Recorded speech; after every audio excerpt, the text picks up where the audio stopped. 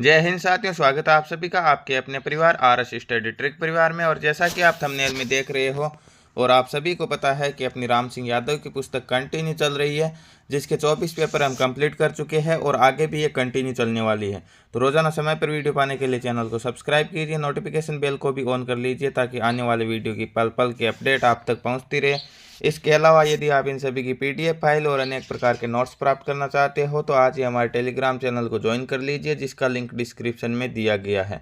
तो करते हैं शुरुआत। तो यह आपकी पुस्तक हो गई और यह आपका पहला पार्ट हो गया, जिसके टोटल 4 पार्ट है, GK, GS, मैथ और रीजनिंग। ठीक है, तो पहला पार्ट है आपका GK का, जिसके पहला क्वेश्चन आपकी स्क्रीन पर आपके सामने दिया गया। पूरे 50 क्वेश्चन हैं। आपको 50 में से लास्ट में ये काउंट करके बताना होगा कि 50 में से आपको पहले से कितने आ रही है। तो पहला क्वेश्चन है कि मेघालय की राजधानी कहाँ है। 4 ऑप्शन आपके सामने, शिलोंग, इम्फाल, लखनऊ या चंडीगढ़। तो मेघालय की राजधानियों से संबंधित लगभग प्रत्येक पेपर में एक क्वेश्चन पूछा जाता है। तो राजधानियों से संबंधित भी 1 या 2 वीडियो आपके अलग से आएंगे, जिसमें एक वीडियो में आपके भारत के सभी राज्य और केंद्र शासित प्रदेशों की राजधानियाँ रहेगी और एक वीडियो में आपके विभिन्न देशों की राजधानियाँ रहेगी। तो मेघालय की राजधानी कौन सी हो जाएगी, यहाँ पे शिलोंग हो जाएगी। ऑप्शन नंबर 1 करेक्ट हो जाएगा। ठीक है, इम्फाल किसकी राजधानी? इम्फाल आपके मणिपुर की राजधानी इम्फाल है। उत्तर प्रदेश की लखनऊ है। चंडीगढ़ किसकी राजधानी है, ये आपको कमेंट बॉक्स में कमेंट करके बताना होगा। नेक्स्ट क्वेश्चन, भारत की किस पैरा ओलंपिक खिलाड़ी ने एक ही ओलंपिक में 2 पदक जीते? 4 ऑप्शन आपके सामने, अवनी लेखरा, सुमित अंतिल, कृष्णा नागर या मनीष नरवाल। तो एक ही ओलंपिक में 2 पदक जीतने वाली पैरालंपिक खिलाड़ी कौन सी है? आपकी अवनी लेखरा है। ऑप्शन नंबर 1 करेक्ट हो जाएगा। नेक्स्ट क्वेश्चन की ओर बढ़ते हैं। नेक्स्ट क्वेश्चन दिया गया है कि भारत का सर्वाधिक आबादी वाला राज्य कौन सा है? राजस्थान, उत्तर प्रदेश, बिहार या हरियाणा। तो जनगणना 2011 से संबंधित प्रत्येक पेपर में एक क्वेश्चन कन्फर्म पूछा जाता है। तो यहाँ पे दिया गया है कि सर्वाधिक आबादी वाला राज्य, यहाँ पे राजस्थान दिया गया। राजस्थान सबसे बड़ा तो है, परंतु आबादी की दृष्टि से नहीं, क्षेत्रफल की दृष्टि से सबसे बड़ा है। सर्वाधिक आबादी की बात करें तो वो कौन सा राज्य हो जाएगा? आपका उत्तर प्रदेश हो जाएगा। ऑप्शन नंबर बी करेक्ट हो जाएगा। बिहार की बात करें तो बिहार का क्या है? जनघनत्व सर्वाधिक है और कितना है? 1106 व्यक्ति प्रति वर्ग किलोमीटर जनघनत्व है बिहार का। हरियाणा भी 2011 की जनगणना में इंपॉर्टेंट बात रखता है क्या? बिल्कुल रखता है साहब। क्या रखता है? क्योंकि हरियाणा में कुंवारों की स्थिति बहुत विकट है। इसका लिंगानुपात सबसे कम है। सबसे कम लिंगानुपात की यदि बात करें तो वो कौन सा हो जाएगा? आपका हरियाणा हो जाएगा। और सर्वाधिक लिंगानुपात की बात करें तो वो कौन सा हो जाएगा? केरल हो जाएगा। नेक्स्ट क्वेश्चन की ओर बढ़ते हैं। नेक्स्ट क्वेश्चन दिया गया है, द्रोणाचार्य पुरस्कार किसे दिया जाता है? खेल के खिलाड़ी को, खेल के कोच को, लेखक को या इनमें से कोई नहीं। तो एक होता है आपका द्रोणाचार्य पुरस्कार और दूसरा होता है अर्जुन पुरस्कार। ठीक है, गुरु और शिष्य का रिश्ता था, तो यहाँ पर भी वही होगा। एक खिलाड़ी को क्या दिया जाता? अर्जुन पुरस्कार दिया जाता, और जो कोच होता है उसे कौन सा दिया जाता? द्रोणाचार्य पुरस्कार दिया जाता। तो खेल का कोच यहाँ पे right answer option number B हो जाएगा। खेल के खिलाड़ी को कौन सा दिया जाता? अर्जुन पुरस्कार दिया जाता। नेक्स्ट क्वेश्चन दिया गया है कि कौन सा सागर ऑस्ट्रेलिया और न्यूजीलैंड को अलग करता है?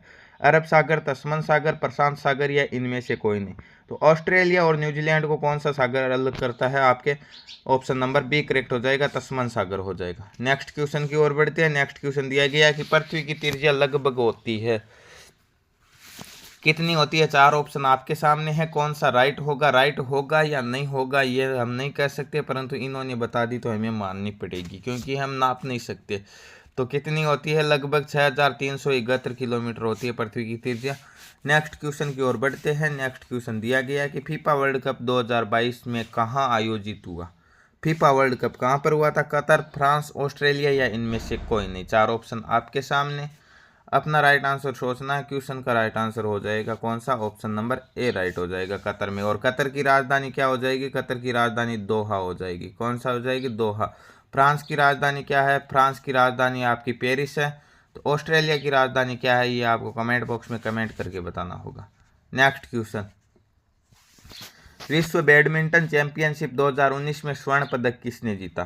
Carolina marine, Sania Mirza, PV Sindhu या इनमें से कोई नहीं। तो बैडमिंटन चैंपियनशिप 2019 में गोल्ड मेडलिस्ट कौन है? PV सिंधु है। ऑप्शन नंबर सी राइट हो जाएगा यहाँ पे।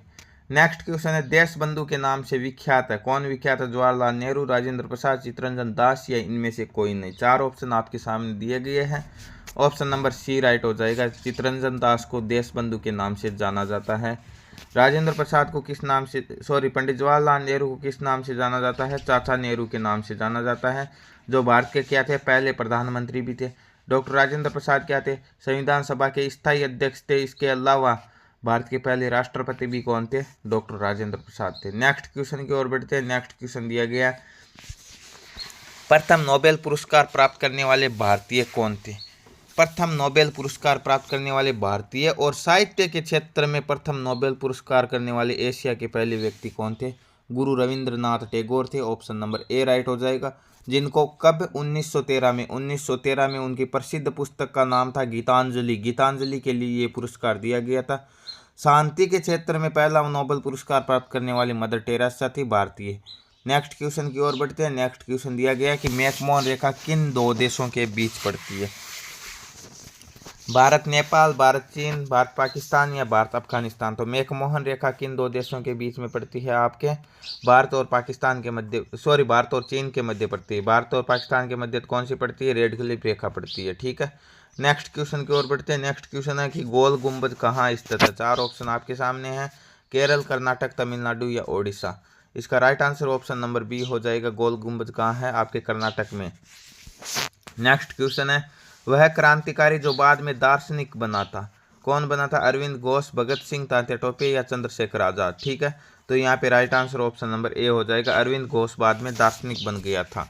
नेक्स्ट क्वेश्चन की ओर बढ़ते हैं। नेक्स्ट क्वेश्चन दिया गया है कि रोजर फेडरर किस खेल से संबंधित है? रोजर फेडरर का खेल कौन सा है? आपके टेनिस, क्रिकेट, फुटबॉल या फिर हॉकी। तो कौन सा खेल है? टेनिस का खिलाड़ी है Roger Federer. Option number A right हो जाएगा। नेक्स्ट क्वेश्चन और जीके का लास्ट क्वेश्चन, उसके बाद में क्वेश्चन आएंगे आपके साइंस के। तो जीके का लास्ट क्वेश्चन है कि पीतल के बर्तनों के लिए प्रसिद्ध शहर कौन सा है? मुरादाबाद, गाजियाबाद, जयपुर, रायपुर। तो कौन सा हो जाएगा आपका?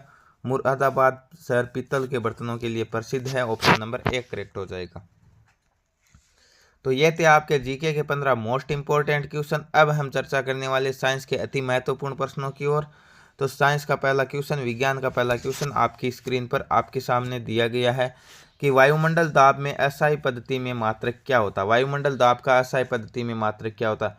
न्यूटन, कुलोम, पास्कल, ओम। तो क्या होता है यहाँ पे? पास्कल होता है दाब का मात्रक। ऑप्शन नंबर सी राइट हो जाएगा। यहाँ पे न्यूटन किसका मात्रक होता है? बल का होता है। ओम किसका होता है? ओम आपके हो जाएगा प्रतिरोध का मात्रक ओम होता है। कुलोम किसका होता है? ये आपको कमेंट बॉक्स में कमेंट करके बताना होगा। नेक्स्ट क्वेश्चन, इस्पात किसका मिश्रण है? फेरस कार्बन का, कॉपर और जिंक का, कॉपर और फेरस का, या इनमें से कोई नहीं। तो किसका मिश्रण होता है? इस्पात आपके फेरस और कार्बन का होता है। ऑप्शन नंबर ए राइट हो जाएगा यहाँ पे। नेक्स्ट क्वेश्चन, ईसीजी इलेक्ट्रोकार्डियोग्राफ किसकी जांच करता है? पेट, मस्तिष्क, हृदय या एड्स। ठीक है, तो किसकी जांच करता है? एक तो होता है आपका ईईजी और एक होता है ईसीजी। ठीक है, ईईजी किसकी होती है? ईईजी आपके मस्तिष्क की होती है। ठीक है, और ईसीजी किसका होता है? ईसीजी आपका होता है हृदय की जांच से संबंधित होता है। ऑप्शन नंबर सी राइट हो जाएगा यहाँ पे। नेक्स्ट क्वेश्चन, निम्न में से कौन सा कठोरतम पदार्थ है? हीरा, टंगस्टन, फेरो स्टील या फिर कौन सा हो जाएगा? Silicon dioxide. तो कौन सा होता है? प्रकृति का सबसे कठोर पदार्थ कौन सा होता है? हीरा होता है, जो किसका अपर रूप होता है? कार्बन का अपर रूप होता है। नेक्स्ट क्वेश्चन दिया गया है कि बाल, नाखून और खुर सभी किससे बने होते हैं? विटामिन, प्रोटीन, वसा या आयरन। तो बाल, नाखून और खुर सभी किसके बने होते हैं? आपके प्रोटीन के बने होते हैं। इसीलिए किसी भी इंसान की डेथ होने के पश्चात या किसी भी जानवर की डेथ होने के पश्चात भी उसके बाल, नाखून और खुर बढ़ते रहते हैं, ध्यान रखना। ठीक है, नेक्स्ट क्वेश्चन की ओर बढ़ते हैं। नेक्स्ट क्वेश्चन दिया गया है कि बैरोमीटर के द्वारा क्या मापा जाता है? वायुमंडलीय नमी, हवा का वेग, वायुमंडलीय दाब या वर्षा की मात्रा। तो बैरोमीटर द्वारा क्या मापा जाता है? वायुमंडलीय दाब मापा जाता है। ऑप्शन नंबर सी राइट हो जाएगा यहाँ पे। नेक्स्ट क्वेश्चन, पारे का संकेत क्या? H G, F E, H G या इनमें से कोई नहीं। चार ऑप्शन आपके सामने, right answer option number C हो जाएगा। एच जी होता है पारे का संकेत। नेक्स्ट क्वेश्चन है, टेलीविजन को सुदूर नियंत्रण करने वाले यंत्र में कौन सी रेंज प्रयोग की जाती है? Gamma range, x range, infrared range या यूवी रेंज। तो टेलीविजन को नियंत्रण करने के लिए कौन सी रेंज का प्रयोग किया जाता है? इंफ्रारेड रेंज का प्रयोग किया जाता है। ऑप्शन नंबर सी राइट हो जाएगा। नेक्स्ट क्वेश्चन दिया गया, कौन सी ऊर्जा को शेल से विद्युत ऊर्जा में बदला जाता है? यांत्रिक ऊर्जा, रासायनिक ऊर्जा, सूर्य ऊर्जा या सभी को बदला जा सकता है? तो शेल से आपके रासायनिक ऊर्जा को विद्युत ऊर्जा में बदला जाता है, ये ध्यान रखना। नेक्स्ट क्वेश्चन, निम्न में से स्तनपायी कौन सा है? मछली, सांप, गाय या इनमें से कोई नहीं? तो आप सभी जानते हो इनमें से तो कौन सा हो जाएगा? गाय हो जाएगा स्तनपायी, ऑप्शन नंबर सी राइट हो जाएगा। नेक्स्ट क्वेश्चन, मलेरिया किस मच्छर के काटने से होता है? नर क्यूलेक्स, मादा एनफ्लीज या नर एनफ्लीज? तो मलेरिया आपके मादा एनफ्लीज मच्छर के काटने से होता है, ऑप्शन नंबर सी राइट हो जाएगा। नेक्स्ट क्वेश्चन, ऑक्सीजन का प्रतीक क्या? O2, G, O या H2O? तो ऑक्सीजन का प्रतीक क्या होता है? O होता है, ऑप्शन नंबर सी राइट हो जाएगा यहाँ पे। H2O किसका सूत्र होता है? आपके जल का सूत्र होता है। किसका होता है? जल का सूत्र क्या होता है? H2O होता है। नेक्स्ट क्वेश्चन की ओर बढ़ते हैं। नेक्स्ट क्वेश्चन दिया गया है कि डायलिसिस किस उपचार के लिए प्रयोग किया जाता है? ब्रेन डिसीज, लीवर कमजोरी, किडनी फेल या हार्ट की कमजोरी? तो डायलिसिस का प्रयोग आपके किडनी फेल के लिए किया जाता है, ऑप्शन नंबर सी राइट हो जाएगा। नेक्स्ट क्वेश्चन दिया गया है कि निम्न में से कौन सा संक्रमित रोग है? रेबीज, मधुमेह, उच्च रक्तचाप या कैंसर? तो कौन सा हो जाएगा संक्रमित रोग? आपके रेबीज हो जाएगा। और रेबीज किसके कारण होता है? रेबीज आपके कुत्ते के काटने से कौन सा रोग होता है? कुत्ते के काटने से रेबीज रोग होता है। नेक्स्ट क्वेश्चन और साइंस का लास्ट क्वेश्चन, प्रति सेकंड दोलन की संख्या क्या कहलाती है? आयाम, दर, वेग या आवर्ती? तो प्रति सेकंड दोलन की संख्या आपके आवर्ती दोलन कहलाती है, ऑप्शन नंबर डी राइट हो जाएगा। इसी के साथ आपके साइंस के भी 15 क्वेश्चन कंप्लीट होते हैं। अब हम चर्चा करने वाले गणित के अति महत्वपूर्ण प्रश्नों की और बिल्कुल आसानी से हल करेंगे। कॉन्सेप्ट और शॉर्ट ट्रिक सभी आजमाएंगे और बिल्कुल आराम से बिना पेन उठाए हल करेंगे। तो पहला क्वेश्चन गणित का आपकी स्क्रीन पर दिया गया कि 0.5 प्लस 0.05 प्लस 0.005 को हल करना है। तो जब भी दशमलव का जोड़ या घटाव हो तो ऐसी स्थिति में हम क्या करते हैं? ऐसी स्थिति में हम पहली संख्या उतारते हैं। 0.5 दिया गया तो 0.5 उतार। अब आगे आपको क्या करना, जहां पॉइंट दिया गया उसके नीचे पॉइंट उतारना। जब जोड़ या घटाव की बात हो तभी कर रहा हूँ, गुणा या भाग में ये नियम नहीं लगेगा, ठीक है। तो अब क्या करना है, पॉइंट के नीचे पॉइंट लगा दिया सर। आगे क्या संख्या 0.5 है सर, तो 0.5 उतार दी। यहाँ खाली बच गई तो क्या करें, यहाँ पर भी 0 उतार दो, जहाँ खाली दिखे वहाँ 0 उतार दो। फिर पॉइंट के नीचे पॉइंट क्या है, 0.05 है तो 0.05, जहाँ खाली दिखे 0 उतार दो, यहाँ खाली 0, यहाँ खाली 0, ठीक है। अब इसे जोड़ दो, 5 5, ये 5 और पॉइंट के नीचे पॉइंट, यहाँ पे कुछ नहीं 0, तो 0.555, क्योंकि दशमलव के बाद में दाहिनी और जितने भी अंक हो उसे संख्या में नहीं बल्कि अंकों में पढ़ा जाता है, ठीक है। ऐसे इसे 0.555 नहीं बोलते, 0.555 ऐसे बोलेंगे 3 बार, ठीक है। तो नेक्स्ट क्वेश्चन की ओर बढ़ते हैं। नेक्स्ट क्वेश्चन दिया गया है, किसी संख्या का 70% 49 है तो वो संख्या क्या है? एक संख्या का 70% 49, 70% बराबर क्या है? 49। कोई भी संख्या अपने आप में कितने प्रतिशत होती है? 100% होती है। तो आपने पढ़ा ही होगा, चूंकि 70% बराबर 49 होता है, इसीलिए 1% बराबर क्या हो जाएगा? 49 बटे ये 70 उधर जाएगा तो भाग में चला जाएगा, और इसीलिए 100% बराबर 49 बटे 70 इंटू 100। 0 से 0 काट दिया, 7 से ये 7 7 49, 7 को 10 से गुणा करेंगे, 70 का 70% कितना है? 49 है। आशा है ये क्वेश्चन भी आपके आसानी से समझ में आ गया है, ऑप्शन नंबर इसका बी करेक्ट हो जाएगा। नेक्स्ट क्वेश्चन की ओर बढ़ते हैं। नेक्स्ट क्वेश्चन दिया गया, किस संख्या को 20% बढ़ाने पर वह 300 हो जाएगी? कोई भी संख्या, अभी आपको बताया था, कोई भी संख्या अपने आप में कितनी होती है? 100% होती है, और यदि 100 को 20% बढ़ा दिया जाए तो वो संख्या कितनी हो जाएगी? 120% हो जाएगी। तो वो संख्या 120% हो जाएगी तो कितनी हो जाएगी? 300 हो जाएगी। तो चूंकि 120% बराबर 300 है, इसीलिए 1% बराबर कितना हो जाएगा? 300 बटे 120। और वो संख्या पूछा तो कोई भी संख्या अपने आप में कितनी होती है? 100% होती है, ठीक है। अब इन्हें काट लेते हैं, 1 मिनट।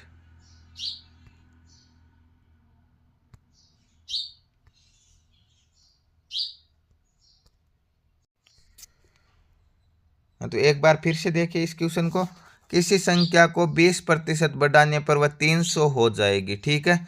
तो कोई भी संख्या अपने आप में कितनी होती है, अपने आप में 100% होती है, और उसे 20% यदि हम बढ़ा देंगे तो वो संख्या कितनी हो जाएगी, बढ़कर 120 हो जाएगी।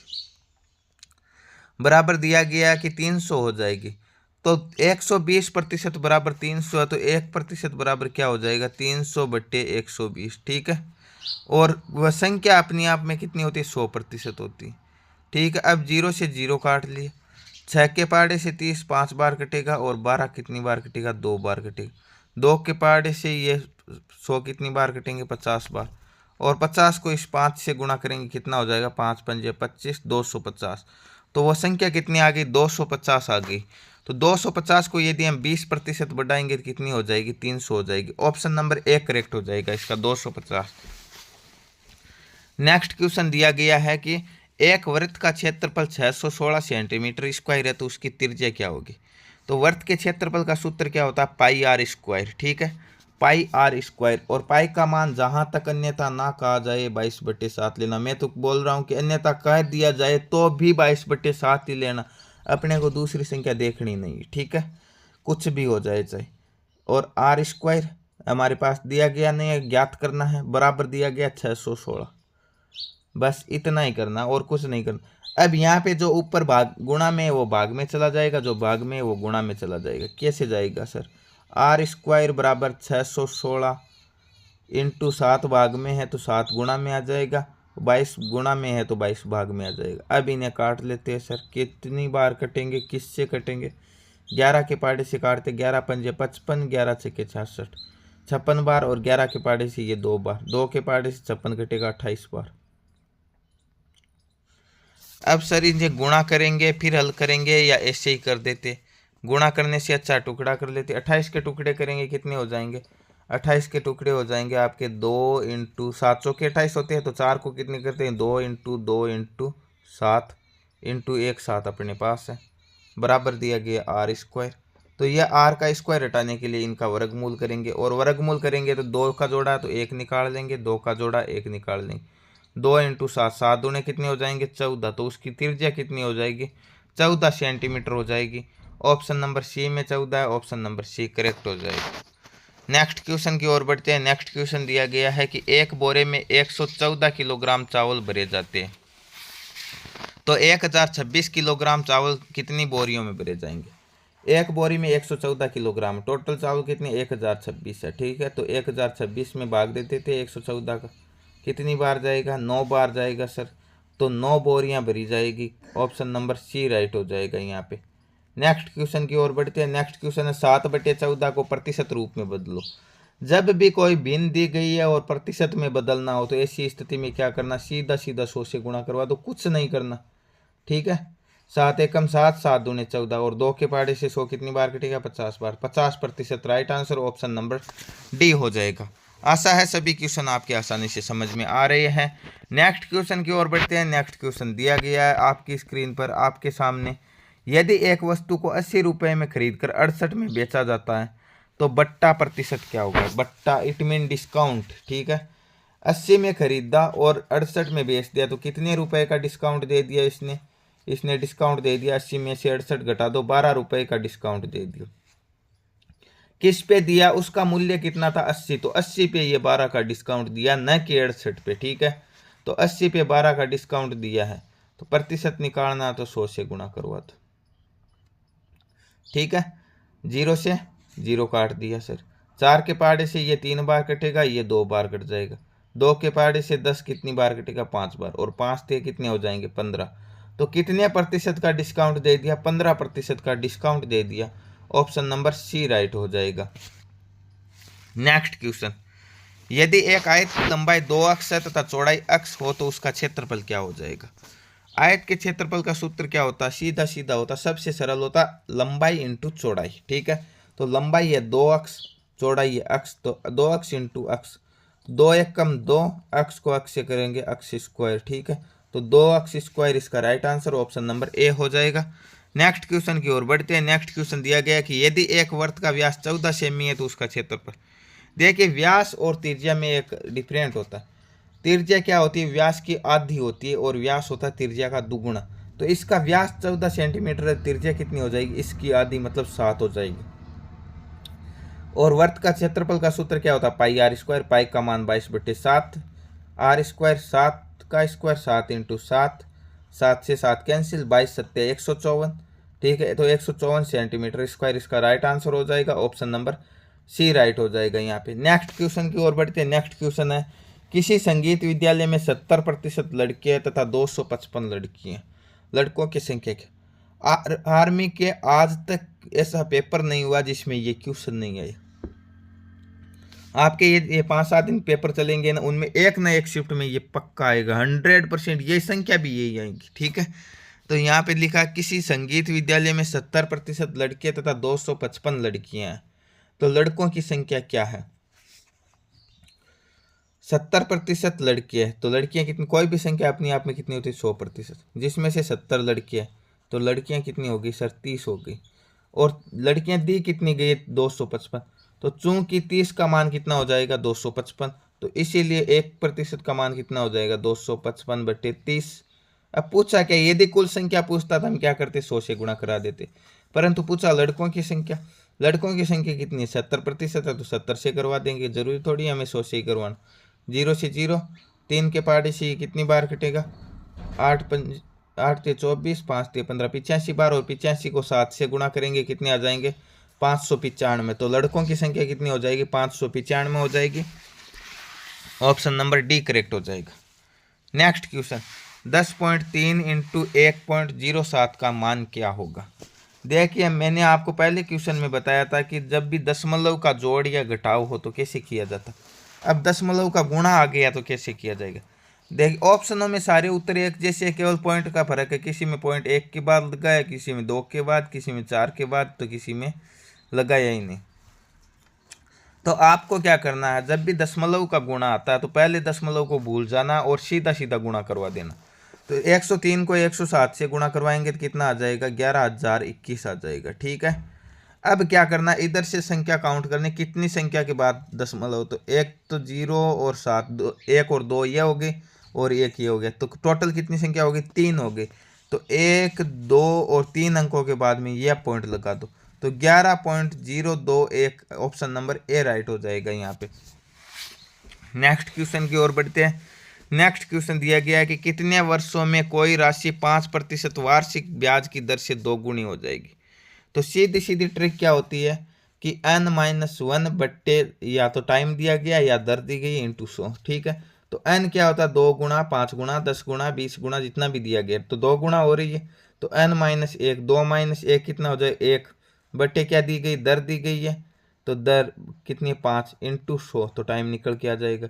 यदि टाइम होता टाइम का भाग देते तो दर निकल के आ जाते, 20 × 5 तो 20 वर्षों में, ठीक है, दोगुनी हो जाएगी, ऑप्शन नंबर बी राइट हो जाएगा। जो भी 20 आंसर कर रहा है उसका राइट आंसर है। नेक्स्ट क्वेश्चन की ओर बढ़ते हैं। नेक्स्ट क्वेश्चन दिया गया है कि गोले के आयतन का सूत्र क्या होता है। गोले के आयतन का सूत्र क्या होता है 4/3 πr³, option number C right हो जाएगा यहाँ पे। नेक्स्ट क्वेश्चन, 0.0025 को भिन्न के रूप में लिखो। तो 0.0025, तो ये पॉइंट हटाने के लिए क्या करेंगे, एक के बाद में कितने 1 2 3 4 है, तो 1 2 3 4, तो 25/10,000 इसका राइट आंसर हो जाएगा, ऑप्शन नंबर बी करेक्ट हो जाएगा। नेक्स्ट क्वेश्चन की ओर बढ़ते हैं। नेक्स्ट क्वेश्चन और आज के गणित का लास्ट क्वेश्चन, उसके बाद में 5 रीजनिंग के क्वेश्चन होने वाले हैं कि यदि अक्ष का 7% 35 है तो अक्ष का मान ज्ञात कीजिए। वही है 7% बराबर 35 है। कोई भी संख्या अपने आप में 100% होती है, इसीलिए 1% बराबर 35/7 और 100% बराबर इंटू 100। 5 × 7 = 35, 5 को 100 से गुणा करेंगे 500 हो जाएगी वो संख्या, अक्ष का मान कितना हो जाएगा 500 हो जाएगा। तो ये थे आपके गणित के 15 मोस्ट इंपॉर्टेंट क्वेश्चन। आशा है सभी क्वेश्चन आपके आसानी से समझ में भी आए हैं। अब हम बात करने वाले रीजनिंग के 5 अति महत्वपूर्ण प्रश्नों की। तो पहला रीजनिंग का प्रश्न, एक सीरीज दी गई है 2 3 5 8 13 खाली स्थान 34, क्या संबंध दिया गया। देखिए अंतर की बात करें तो 2 और 3 में 1 का अंतर है, 3 और 5 में 2 का अंतर, 5 और 3 में 8 का अंतर, तो सॉरी 5 और 8 में 3 का, तो पहले 1 का फिर 2 का फिर 3 का, तो आगे 4 का होना चाहिए, 8 और 4 12 होने चाहिए, परंतु यहाँ पे 13 आ गए तो नहीं होगा। तो कैसे किया इसने, देखिए यहाँ पे 2 और 3 को जोड़े तो कितना आ जाएगा 5, फिर इस 3 और 5 को जोड़े तो कितना आ जाएगा 8, फिर इस 5 और 8 को जोड़े तो कितना आ जाएगा 13, हाँ ये हो सकता है। फिर इस 8 और 13 को जोड़ेंगे तो कितना आ जाएगा 21, फिर 21 और 13 को जोड़ेंगे तो कितना आएगा 34, बिल्कुल आगे भी 34 आ रहा, तो 21 इसका right answer option number D correct हो जाएगा। नेक्स्ट क्वेश्चन, फिर एक सीरीज दी गई है KM5 IP8 GS11 EV14, तो आगे कौन सी संख्या आ जाएगी। पहले देखिए संख्या देगी 5 8 11 14, 5 3 8 3 11 3 14, 3 कितने हो जाएंगे 17, तो इसमें 18, तो ये तो काट दो। अब पहला अक्षर उठाओ KIGE, तो K कितने पे आता 9 सॉरी 11 पे K आता, I 9 पे आता, G 7 पे आता, E 5 पे आता, तो 11 9 7 5, 1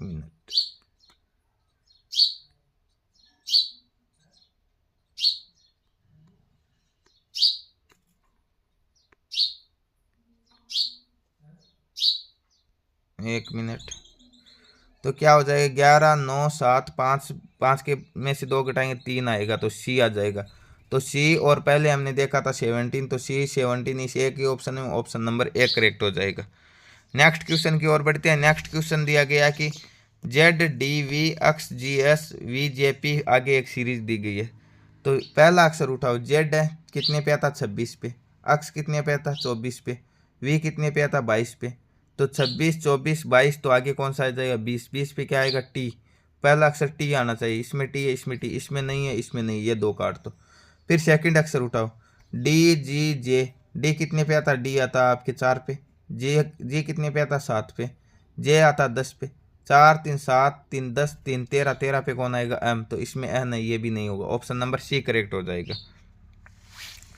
नेक्स्ट क्वेश्चन दिया गया, उस अक्षर समूह का चुनाव करो जो उस ग्रुप से संबंध नहीं रखता, 3 किसी न किसी प्रकार से सेम है एक अलग, तो क्या दिया है JLNKM, तो जे आता 10 पे, एल आता 12 पे, एन आता 14 पे, के आता 11 पे, और एम आता 13 पे। देखिए 10 2 12 2 14, ठीक है, बीच में क्या छूटा, यहाँ पे 11 छूटा, 11 आगे लिख दिया, ये यहाँ पे 13 छूटा, 13 भी आगे लिख दिया। ऐसा ही होता है क्या, आगे वाले में देखते। DFHEG, डी आता 4 पे, एफ आता 6 पे, एच आता 8 पे, ये आ जाएगा बीच में 5 छूटा और बीच में 7 छूटा, बिल्कुल ये दोनों सेम है। आगे दिया गया TW, टी आता 20 पे, डब्ल्यू आता 23 पे, यहाँ तो 2 2 का देखा था, यहाँ 3 का आ गया, इसे छोड़ो एक बार। OQSPR, ओ आता 15 पे, क्यू आता 17 पे, और एस आता 19 पे, बीच में क्या छूटा 16 छूटा, पी आ गया, 18 छूटा, आर आ गया, बिल्कुल option number C right answer हो जाएगा, ये इनसे मेल नहीं खाता। नेक्स्ट क्वेश्चन और आज की वीडियो का लास्ट क्वेश्चन दिया गया है। क्या दिया गया कि ग्रुप में असमान संख्या का चयन कीजिए। फिर से असमान आ गई, एप ई बी, एप आता 6 पे, ई आता 5 पे, बी आता 2 पे, तो 6 5 6 में से 1 घटाए, फिर डायरेक्ट 3 का अंतर, ठीक है। आगे वाला देखता एन एम के, एन आता 14 पे, ये 13 पे, ये 11 पे, इसमें 1 घटाया 2 का अंतर, इसमें 1 घटाया 3 का अंतर, देखते आगे कौन सा मेल खाता। ये आता जेड आता 26 पे, वाई आता 25 पे, ये आता 22 पे, 1 घटाया फिर डायरेक्ट 3, तो 3 वाला ही खाता, 2 वाला नहीं खाता। ये के 11 पे, 10 पे और 7 पे, फिर से 1 घटाया 3 घटाया, तो ये right answer option number B हो जाएगा, ये इनसे मेल नहीं खाता। तो ये थे आज के पेपर के पूरे 50 मोस्ट इंपॉर्टेंट क्वेश्चन, ये आपकी उत्तरमाला है। आशा है सारे क्वेश्चन आपके आसानी से समझ में भी आए हैं। हो सकता है वीडियो में बीच में 1 2 बार आप डिस्टर्ब भी हुए हैं, तो आगे से इस बात का ध्यान रखेंगे। तो मिलते हैं नेक्स्ट पार्ट में, तब तक के लिए जय हिंद जय भारत।